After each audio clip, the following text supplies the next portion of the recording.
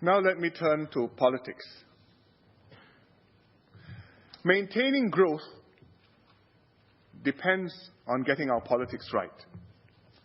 We don't possess in Singapore some secret or magic recipe for growth. As Professor Khoo Tsai Kee noted just now, individually, we are not necessarily smarter or harder working than people in other countries. But as a Singapore team, we outperform many other countries. Why is that? It's because of the trust between the government and the people. It's because of the close relationship between the tripartite partners.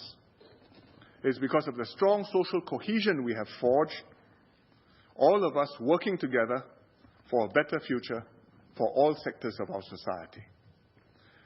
And the key underlying factor which makes sure that we can have this trust and we can have the right policies in education, in social policies, in foreign policies, in security, in politics, is in fact a good political system, a system which ensures continuity so that you have consistency from year to year in the direction the country is going, which ensures renewal so that there's systematic political succession. Every 4 or 5 years, a new batch of MPs, a new batch of ministers enter and take over the baton progressively.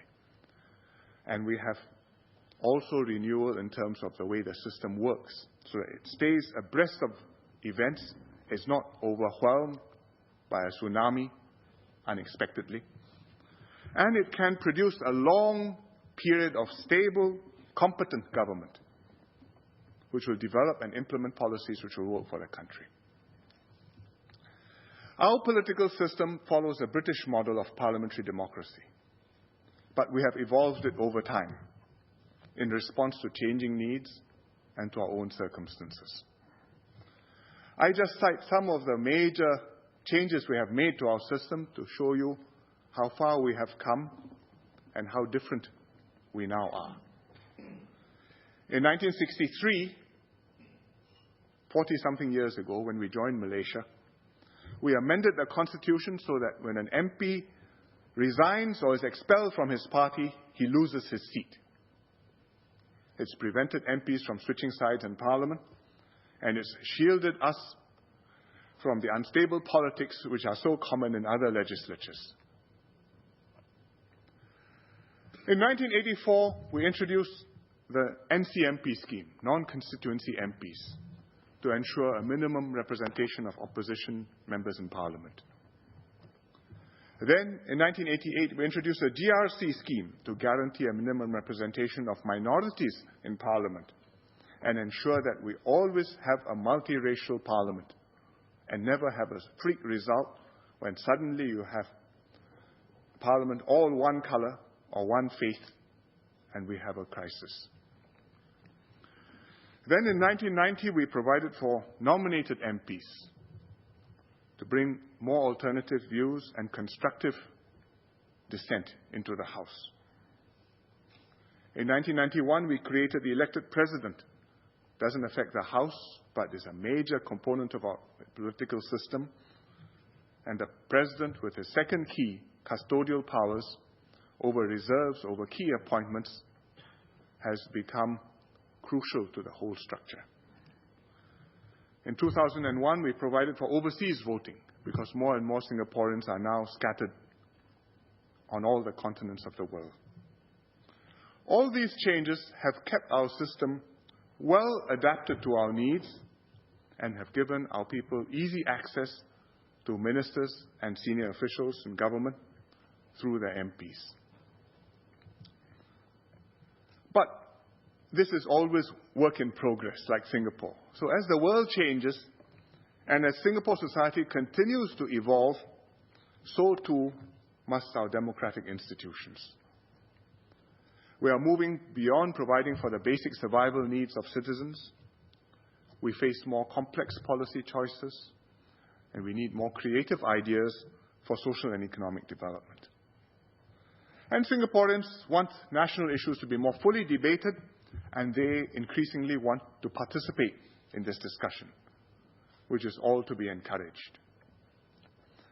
Therefore, we should improve our political system to encourage a wider range of views in Parliament, including opposition and non-government views. Some of the changes we've made to our system over the years have been, in fact, for this purpose, like the NCMP scheme or the NMP scheme. But we should do more. I think there are many benefits to doing this. It will generate more robust debate. It will improve policy formulation. It will expose PAP MPs to the cut and thrust of the debate. And it will demonstrate what the opposition can and cannot do.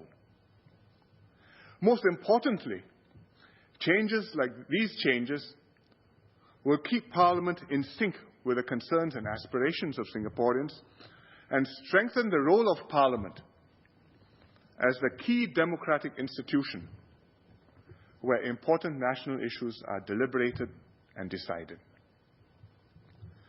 But we have to make the changes carefully. Our goal is to improve on a system which is already working but can still be improved. We must not jettison the lessons that we have learned at great cost through our political history and experience over the last half-century as to what really works for Singapore.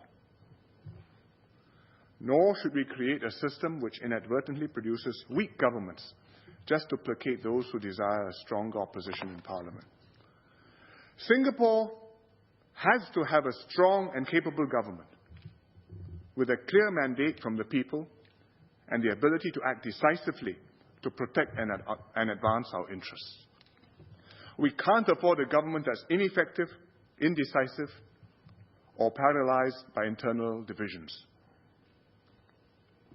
We are seeking a system that works well for Singaporeans and that will deliver good governance and strong leadership and competent leadership. We are not looking for a system which sounds good in theory, but which is unsuited to our conditions and is unworkable in practice. And this approach, this sort of system, is what marks us out as different from many other countries. Our political system is based on the first-past-the-post principle. Westminster is like that. We have kept our system first past the post, despite making modifications and refinements to it. Because it tends to produce decisive majorities and enables the winning party to govern effectively. The alternative to the first